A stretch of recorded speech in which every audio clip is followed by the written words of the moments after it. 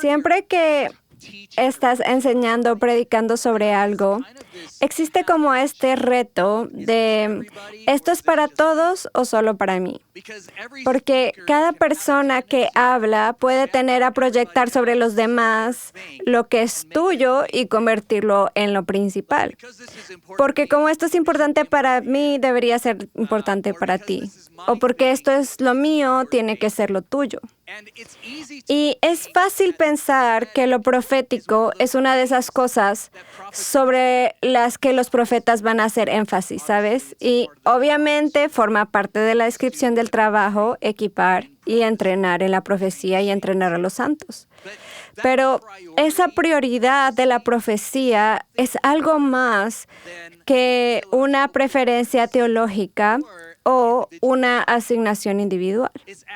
En realidad forma parte del plan y del propósito mayores de Dios.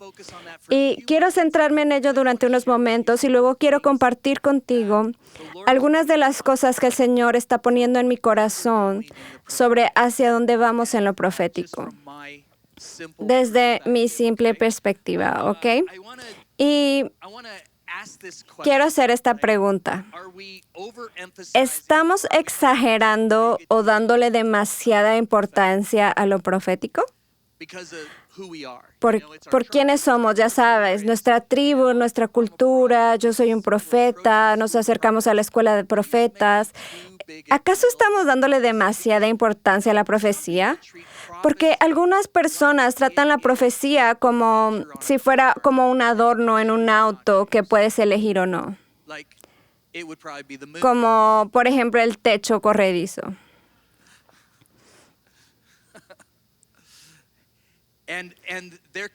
Y puede existir esta tendencia a tratar la profecía como si fuera, solo es un accesorio que puedes añadir al cristianismo.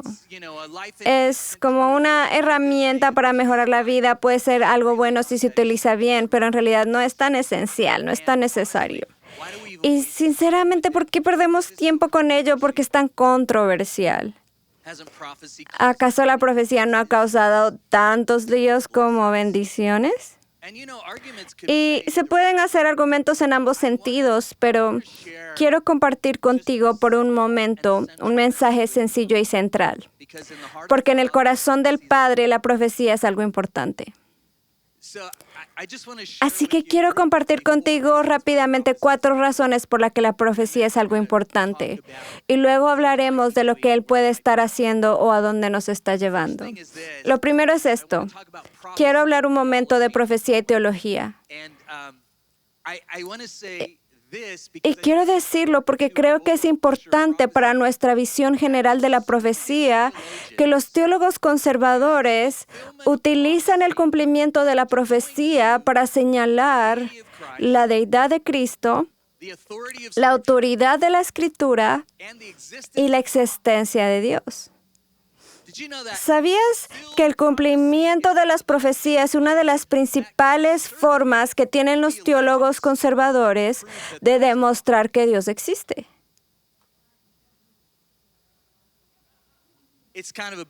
Es algo importante. De verdad, la profecía prueba la existencia de Dios. La profecía exalta la deidad de Jesucristo. La profecía refuerza la autoridad de la Escritura. Es algo importante. ¿Estamos dando demasiada importancia a la profecía? ¿Puedes decirlo conmigo un momento? La profecía es una gran cosa. Sí, de eso vamos a hablar. Por lo que entendemos de la Enciclopedia de Profecía Bíblica de J. Barton Payne, dice que hay 1,239 profecías en el Antiguo Testamento y 578 profecías en el Nuevo Testamento. Un total de 1,817 profecías que abarcan 8,352 versículos de la Escritura. Así que quiero que repitas esto. La profecía es una gran cosa. No es un pequeño accesorio, no es una preferencia, no es algo que proyecte sobre ti porque es mío, sino que es algo importante, es una gran cosa. En el cristianismo, la profecía es una de las principales pruebas de la deidad de Jesucristo, de la existencia de Dios, de la autoridad de la Escritura. Estos pilares absolutos dentro del cristianismo se prueban a través de la profecía. Es una gran cosa. Ok, segundo lugar, la profecía en la vida de Jesús. Jesús dijo que había venido a cumplir la ley y los profetas. En Mateo 5:17 y en otros lugares dijo, no piensen que he venido a anular la ley o los profetas. No he venido a anularlos, sino a darles cumplimiento. Jesús vivió con la pasión de cumplir en colaboración con el Espíritu Santo todas las profecías que se habían pronunciado sobre su vida. No tenía una actitud como indiferente o casual hacia la profecía, ni se limitaba a tener una mera confianza soberana, sino que Jesús hacía cosas concretas para asegurarse de que se cumplía la profecía. Hay 324 profecías sobre Jesús en las Escrituras y Él las cumplió todas. Vivió para cumplir las profecías. Dijo, no piensen que he venido a anular la ley o los profetas. No he venido a anularlos, sino a darles cumplimiento. Y creo que a veces valoramos más la ley que a los profetas. Valoramos más el código moral y las normas, así debería ser, claro, pero valoramos más eso que, escúchame, el cumplimiento de las profecías sobre nuestras propias vidas. Jesús vivió para cumplir la ley, pero también vivió y se posesionó en asociación con el Espíritu Santo para que cada palabra pronunciada sobre Él se cumpliera en su vida para beneficio de su generación. No podemos permitirnos tener una actitud de adorno casual o de accesorio hacia la profecía si queremos ser como Jesús. Jesús cumplió 324 profecías, incluidas las 48 profecías mesiánicas específicas que demuestran que Él verdaderamente era el Mesías esperado. Dilo conmigo. La profecía es una gran cosa. No una cosa pequeña, no un accesorio, no una preferencia, es una gran cosa. Veamos una tercera. La profecía en los últimos días. En Joel 2:28 dice, y después derramaré mi espíritu sobre toda carne, tus hijos e hijas profetizarán, tus ancianos soñarán sueños y tus jóvenes verán visiones. Quiero decir esto, lo he dicho aquí antes, pero quiero decirlo otra vez. No intentes juzgar las señales de los tiempos a menos que empieces por la señal en el creyente. Hay mucha gente que intenta interpretar la profecía bíblica de los últimos días, pero el primer signo profético está en el creyente, no en la tierra. El primer signo profético es el derramamiento del Espíritu Santo sobre toda carne para que realmente puedas obtener las respuestas correctas. Tienes acceso a la mente de Dios, a la voz de Dios, al corazón de Dios. Escúchame, hay muchos que están tratando de juzgar la profecía del fin de los tiempos sin el espíritu de profecía en ellos. Si tienes acceso al autor, sería bueno que lo consultara sobre la interpretación que hace de su propio libro. ¿Y qué dijo? En los últimos días, la primera señal es esta: derramaré mi espíritu sobre toda carne y tus hijos e hijas profetizarán. La profecía estaría al alcance de todos los hijos e hijas del cuerpo de Cristo. ¿Y sabes que este es un tema recurrente? Es un tema recurrente dentro de las Escrituras que aparece una y otra vez. Cuando Moisés se sintió frustrado y abrumado En primer lugar, su suegro tuvo una gran idea. Le dice, oye, aquí está el don de la administración. Pon estos grupos sobre esta cantidad y estos grupos sobre esta otra, y los dividió según la administración, repartió el peso de la carga. Pero aún había un peso que pesaba sobre él, y él dijo, quiero que hagas esto, llama a los 70 ancianos y pondré mi espíritu. El espíritu que está sobre ti lo pondré también sobre ellos. Así que había 70 ancianos, 2 de los cuales no podían estar allí, ¿ok? Hay 68 presentes, Dios pone su espíritu sobre ellos, y ¿qué pasa? Profetiza. Esto es una sombra de lo que ocurriría en el día del Pentecostés. Y habían 2 que no estaban allí, Eldad y Medad, un par de padres que probablemente estaban viendo un partido o algo, o con sus hijos en el entrenamiento de fútbol, o lo que hicieran en ese tiempo, pero no pudieron estar allí, y aunque estaban fuera del campamento, el mismo espíritu cayó sobre ellos y profetizaron. Ahora, Josué es el guardaespaldas de Moisés, es su mano derecha, es su protegido para el rompimiento que iba a venir. Y se pone celoso por Moisés y dice, hey, ellos están profetizando fuera del campamento, están profetizando y no vinieron a la fiesta. Está diciendo, ¿qué quieres que hagamos? Hay que detenerlos. Y Moisés dice, empieza a soltar el mismísimo sueño del cielo. Dijo, ¿estás celoso por mi causa? Ojalá todo el pueblo de Dios fuera profeta y todo el mundo pudiera profetizar. ¿Sabías que en aquel momento Moisés estaba anunciando el corazón de Dios y el plan de Dios para el nuevo pacto en el que vivimos? Estaba viendo un día en el que todo creyente tendría acceso a lo mismo que llena al propio Dios. Estaba restaurando el sacerdocio del creyente. Nos estaba llevando de la montaña. Ya sabes, en hebreo se habla de la montaña que temblaba con truenos y asustaba a la gente, a la montaña de los ángeles, de la alegría y del acceso a través de la persona de Jesucristo. Él estaba anunciando un cambio en el corazón del Padre. Y lo que digo es que es el plan de Dios para los últimos días, es la profecía. El plan de Dios para los últimos días no solo es cumplir lo que ya está escrito, sino que el plan de Dios es que cada hijo e hija pueda tener la fuerza creativa de su voz en asociación con el Espíritu Santo. Creo que Dios nos está llamando. Cuando eres profeta, la gente siempre se te acerca y te dice, ¿qué va a pasar? ¿Qué va a pasar? Y sí, yo creo en eso. Sé que hay algo cierto en eso. Pero ¿puedo decirte algo? Deja de intentar predecir el futuro y empieza a asociarte para provocar el futuro. Dios no derramó su espíritu sobre toda carne para que yo pudiera decirte lo que Él dice. Dios derramó su espíritu sobre toda carne para que cada uno de nosotros pudiera conocer su voz, cada uno de nosotros pudiera conocer sus pensamientos y su corazón, no solo para ser adivinos, sino para ser socios en la creación de un futuro más deseable.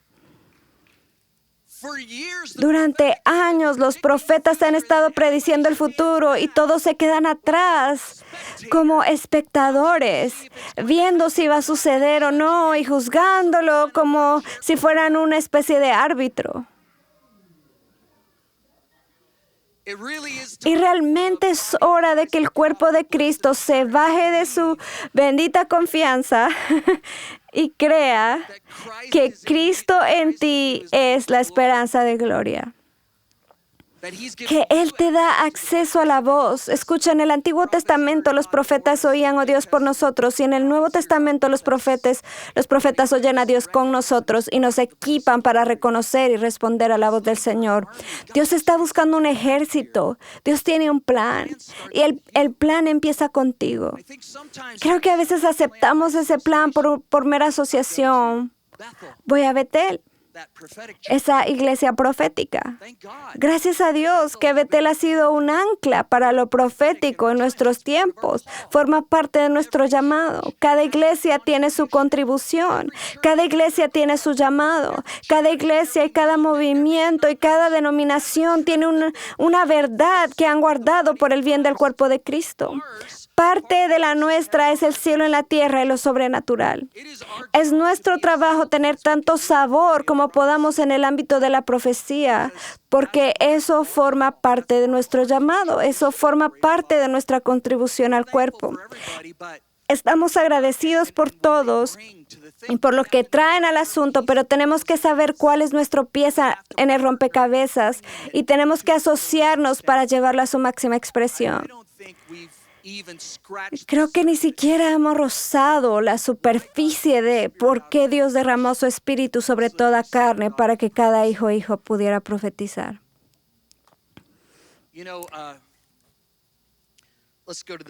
Vamos a ir a este último punto, profecía y enseñanza bíblica. Hablamos de la profecía y la teología, de cómo el cumplimiento de la profecía sirve para validar la existencia de Dios, la deidad de Cristo y la autoridad de la Escritura. Hablamos de cómo Jesús vivió en asociación con el Espíritu Santo para cumplir cada promesa profética sobre su vida y que eso transformaría a su generación. Hablamos de cómo Dios derramó su Espíritu sobre toda carne para que cada hijo e hija pudiera profetizar y que esto formaba parte de su plan para los últimos días. Esto es una parte importante del propósito de Dios en Cristo Jesús. Y, ¿sabes? Yo fui criado en primer lugar fuera del Evangelio, pero en la iglesia. Y luego, durante los tiempos de Billy Graham y el movimiento de Jesús y eso, obtuvimos un nuevo pastor que era evangélico. Nací de nuevo a los 14 años y medio, empecé a predicar a los 15 y no me he detenido. Y el Evangelio, la belleza del Evangelio de Jesús, es algo tan poderoso y ungido en sí mismo. Pero el Señor nos está llevando también en este camino hacia lo profético y hacia el derramamiento del Espíritu Santo. Y solo quiero decir que creo que hay algo en el corazón del Padre para nosotros que es más grande que lo que hemos oído, que lo que hemos visto y que lo que hemos imaginado. Y aquí, en el lugar de la profecía y la enseñanza directa de la Escritura, ¿sabes? Pablo habló de la accesibilidad del don de profecía. Algunos pueden ir a porciones de la Escritura y decir, sabes, todos haremos esto y aquello, pero no dice, todos podemos, sino todos lo haremos. Y suena como una invitación o una excepción. Pero cuando se trata del don de profecía, definitivamente hay una alfombra de bienvenida para todos los creyentes. Pablo escribió en 1 Corintios 14, él dice, me gustaría que cada uno de ustedes hablara en lenguas, pero preferiría que profetizara. El que profetiza es mayor que el que habla en lenguas, a menos que alguien interprete para que la iglesia sea edificada. Así que Pablo habló de cómo cada persona podía profetizar. Dijo, deseen ardientemente mayores dones, especialmente que profeticen. ¿Por qué? Porque la profecía edifica a la iglesia. Bueno, puedo decir que no sé si hemos estado utilizando la profecía de manera correcta. No estoy seguro que hayamos estado edificando la iglesia con la profecía. Y hay algo en el corazón del Padre para eso, pero quiero volver a esta afirmación por un momento. Él dijo, ojalá que todos hablaran en lenguas. Debe ser del sur porque sigue diciendo todos ustedes. Dijo, yo hablo en lengua más que ustedes y ojalá todos hablaran en lenguas. Pero dijo, más bien prefiero que profeticen. Así que aquí estoy, un evangélico inocente, dedicándome a mi relación con Jesús, llevando literalmente a miles de personas con Jesús. Yo era guitarrista y algo así como el que daba el llamado al altar de nuestra banda y veíamos miles de personas venir a Jesús. Y luego me entero del bautismo del Espíritu Santo y me echan de mi iglesia por estar lleno del Espíritu Santo. Eso fue increíble. Pero entonces entré en compañía de personas que enseñaban sobre el bautismo del Espíritu Santo en términos del don de hablar en lenguas. Y estoy muy agradecido por esa experiencia. Estoy muy agradecido de haber sido lleno de la plenitud de Dios y de seguir llenándome de la plenitud de Dios. Y hablar en lenguas era una de mis formas favoritas de orar. Me encanta hablar en lenguas todo el tiempo. Pero ¿sabías que cuando se cumplió el milenio en el año 2000, la revista Time hizo un repaso de los 100 acontecimientos más importantes de la historia? Y uno de esos eventos era el avivamiento de la calle de Azusa. La revista Time informó que el avivamiento de la calle de Azusa, en el que enfatizaron el derramamiento del Espíritu Santo y el hablar en lenguas, fue uno de los acontecimientos más catalíticos de los últimos 100 años, quizás de todo el milenio. Esa fue una fuente de medio secular, hablando sobre el impacto de ser lleno del Espíritu Santo y de hablar en lenguas. ¿Y qué dice Pablo? Me gustaría que todos hablaran en lenguas, pero más aún que profeticen. Puedo decirte lo que veo en mi espíritu. El avivamiento de la calle de Azusa, que fue catalizador de una de las mayores multiplicaciones del cristianismo en la tierra. Uno de los mayores derramamientos de señales, prodigios e imposibilidades de Dios. Creo que es el comienzo de ese versículo. Y creo que el Señor nos ofrece la clave en la segunda parte de ese versículo. Me gustaría que todos hablaran en lenguas. Me encanta, lo animo, lo recomiendo, lo imparto. Pero quiero decir que hay un derramamiento del Espíritu Santo que está sobre nosotros y que está disponible para nosotros ahora mismo con el propósito de que cada hijo e hija pueda profetizar, que vivamos con sueños y visiones. Eso es tan catalítico y transformador como lo que ocurrió en 1906 con el avivamiento de la calle de Azusa. Sí lo creo. Estaba diciendo en el primer servicio, dije que tenía como esta carga de ver a los niños empoderados con entendimiento. Y por eso me siento tan bendecido por la escuela. Ojalá mis nietos pudieran estar en esta escuela. Soy tan bendecido por esta escuela y la pasión por lo sobrenatural, porque una de las cosas que he visto una y otra vez es que los niños son muy, muy sensibles al Espíritu Santo. Y luego la cultura o incluso a veces los padres bien intencionados los insensibilizan. Y luego tenemos que volver a aprender los caminos del Espíritu. Y odio ese ciclo. Es un ciclo muy ineficaz. ¿Qué tal si pudiéramos enseñar a los niños? Ya sabes, 1 Samuel, capítulo 3, donde el niño Samuel oye la voz del Señor. Y, ¿sabes? Samuel era, en cierto modo, un hijo adoptivo. Lo abandonaron, era un sirviente de la casa, pero Elí tenía 2 hijos biológicos, Ofni y Fines. Y ellos servían como sacerdotes y se les enseñó todo sobre el sacerdocio. Se les enseñó todo sobre las leyes. Se les enseñó todo sobre la escritura religiosa de su época. Y eligieron vivir inmoralmente. Eligieron hacer concesiones. Y aquí está el niño Elí, que es el hijo adoptivo, por así decirlo. Samuel, perdón, gracias, Samuel, que es el hijo adoptivo, por así decirlo. ¿Y qué le enseña el sacerdote a Elí? Le enseña a reconocer y responder a la voz de Dios. Y nunca deja que una palabra caiga al suelo. Voy a preguntarte de nuevo, ¿nos apasiona más la ley que los profetas? Porque a veces cuando enseñamos la ley, impartimos legalismo. Pero cuando enseñamos a un niño a reconocer y responder a la voz de Dios, le hemos dado la herramienta para que nunca deje caer una palabra al suelo. Y no digo que no enseñemos los códigos morales de la Escritura. Claro que sí. La semana pasada, Chris nos llamó a una consagración para la nueva era y creo en ello con todo mi corazón. Creo que es la ley y los profetas en el sentido de cómo Jesús cumplió eso en sus días y sigue cumpliéndolo a través de nosotros. Pero lo que digo es que hay un despertar. Hace varios años tuve un evento profético llamado Crianza en lo Profético. Y llevé a Chris y otro profeta importante y lo mejor de mi equipo y lo anuncié lo mejor que pude.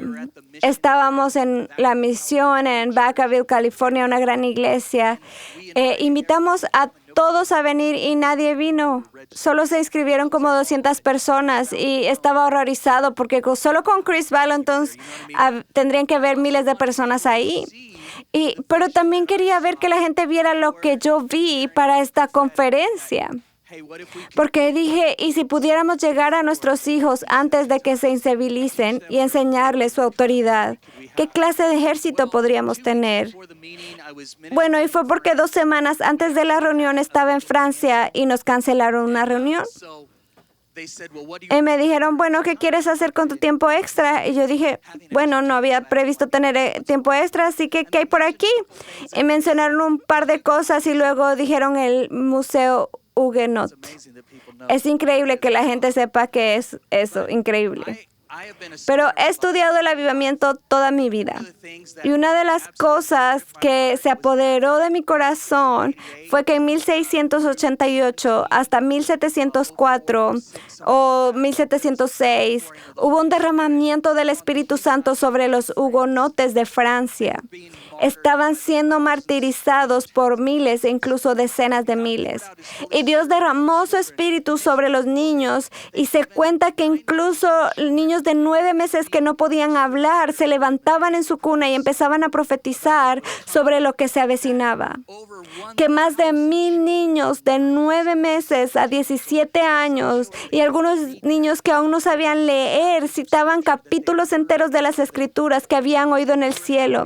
Y estaban teniendo encuentros para advertir a los hugonotes de lo que iba a ocurrir y prepararlos para consagrarse a lo que estaba a punto a suceder. Y aquí estoy haciendo esta conferencia para padres y no está yendo bien porque la gente no puede ver lo que yo veo. O quizás el momento equivocado, no lo sé. Pero estoy en Francia y puedo pararme en el mismo lugar en el que 1,000 niños se encendieron para reconocer y responder la voz de Dios y ser la voz de una generación que estaba cruzando hacia una nueva temporada y un nuevo tiempo. Y dije, no me importa si viene alguien, esto es lo correcto. Esto es lo correcto. Este es el lugar, este es el momento. Y al principio de esta pequeña charla hice la pregunta, ¿estamos dando demasiada importancia al don de profecía? ¿Le estamos dando demasiada importancia? Y te digo, no creo que le estemos dando la suficiente importancia. No creo que le estemos dando la suficiente importancia. Hay algo en el corazón del Padre. Escucha, Dios no solo murió para perdonarte el pecado, sino para liberarte del poder y de la naturaleza del pecado, para poder llenarte de la plenitud misma de Dios. Y Pablo dijo esto, dijo, me gustaría que todos hablaran en lenguas, pero más aún que profetizaran, porque la profecía edifica la iglesia. Y creo que hay algo en el Padre que quiere construir en nuestra generación, que sea un catalizador, como un avivamiento de la calle de Azusa que se avecina, del derramamiento del Espíritu Santo y de la capacidad de reconocer y responder. Y no creo que tengamos que esperar, sino que podemos ser catalizador para ello. Realmente podemos ser el catalizador. Pero ¿qué hace falta? Hace falta ver lo que hay en el corazón del Padre. Hace falta dejar de menospreciar el don de profecía. Y tal vez dice, no estamos despreciando, vamos a Betel, estamos aquí en la escuela de los profetas, nos encanta. pero a veces menospreciamos haciendo algo poco, algo que nos es familiar. A veces la menospreciamos contentándonos con la medida que tenemos. A veces la menospreciamos honrando la unción en alguien más en lugar de reconocer que el mismo Espíritu Santo está dentro de nosotros. Hay todo tipo de formas en que podemos despreciar y minimizar lo que Dios quiere hacer en esta hora.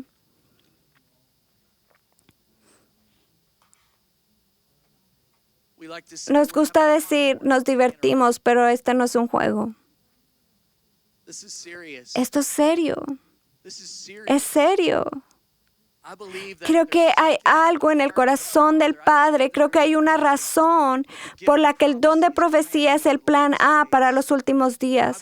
Creo que existe la oportunidad de asociarse a la intercesión profética y con los actos proféticos. No es solo hablar profecías, es vivir como una profecía.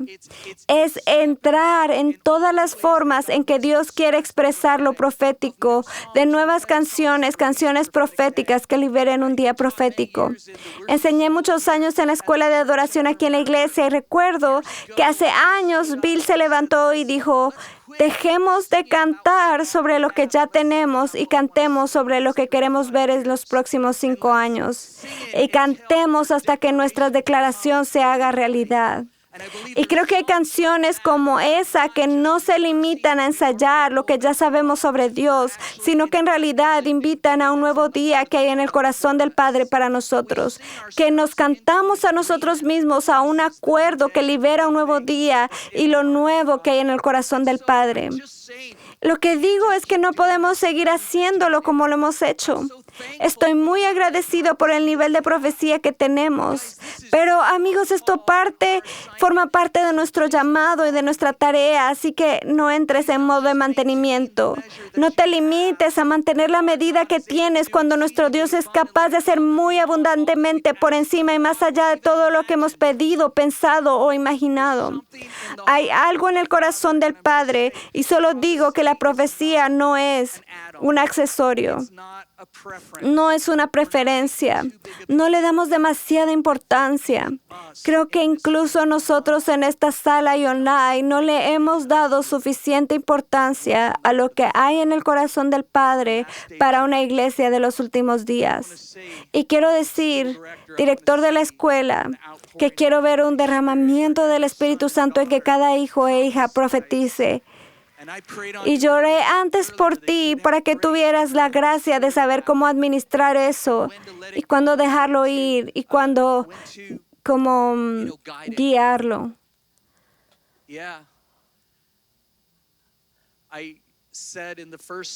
Dije en el primer servicio que creo que van a ser muchos de ustedes, su expresión de lo profético va a ser a través de actos proféticos. Vas a hacer algo que esté inspirado en el cielo. Es impulsado en el Espíritu y luego realizado en lo natural para liberar algo en el Espíritu que libere algo en lo natural. La Escritura dice, el reino de Dios no es cuestión de palabras, sino de poder. Algunos de ustedes van a ver surgir un gran poder a través de su asociación con el Espíritu Santo. Hemos dicho que un acto profético es como cuando Moisés levantaba las manos cuando el ejército israelí luchaba contra sus enemigos. Y mientras tenía las manos en alto, ganaban. Pero cuando bajaba las manos, perdían. Así que se dieron cuenta de que eso era lo que Dios estaba haciendo y se asociaron con Él para mantener sus manos en alto hasta conseguir la victoria. ¿Sabían que vivimos en una época en la que la posición de tus manos puede determinar el destino de una nación? Hay algo más en el corazón del Padre que aún no hemos aprovechado. Y todo lo que tienes que hacer es abrir tu corazón y abrir tu espíritu al hambre del cielo para ver lo que podría ocurrir con un ejército de personas que crean que pueden reconocer y responder a la voz que creó todo en el universo, a la voz que cambia las reglas del juego, a la voz que cambia atmósferas, que cambia llamados, que cambia ciudades, que cambia naciones. Ahora mismo tenemos ante nosotros una invitación y creo que especialmente como iglesia de Betel y comunidad de Betel ha sido tanta sal en el ámbito de lo sobrenatural. No perdamos nuestra salinidad. Presionemos en la medida completa de lo que el Padre tiene para nosotros en esta generación. En el nombre de Jesús, que Dios te bendiga. El Evangelio de Jesucristo es una buena noticia. Es el hecho de que realmente Jesús tomó nuestro lugar, recibiendo el castigo por nuestro pecado para que pudiéramos entrar en ese lugar de vida eterna. Te invito a volver tu corazón al Señor Jesús y decir: te recibo como mi Señor y Salvador. Me aparto de cada área de mi vida que no te honra y viviré intencionalmente para servirte, honrarte y celebrar quién eres como mi Señor y Salvador.